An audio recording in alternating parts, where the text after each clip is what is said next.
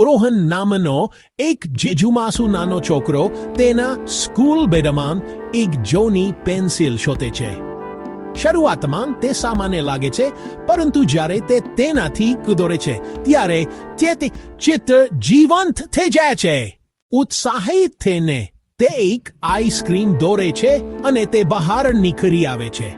પછી તે એક ગલુલિયું દોરે છે અને તે તેની પૂંજરી હલાવવાનું શરૂ કરે છે. તેના મિત્રો આશ્ચર્યચકિત થઈ જાય છે અને ટૂંક સમયમાં જ દરેક જણ રોહન પાસે તુજ માટે વસ્તુ દોરવા માંગે છે.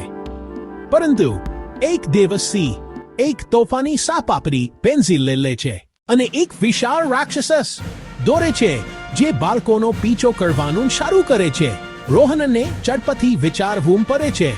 તે પેન્સિલ પાછી પકડે છે અને પછી એક સુપરહીરો દોરે છે જે દિવસ બચાવે છે. અંતમાં રોહન શીખે છે કે પેન્સિલ શક્તિશાળી છે અને તેને તેનો ઉપયોગ સમજદારીપૂર્વક બીજાને મદદ કરવા માટે કરવો જોઈએ.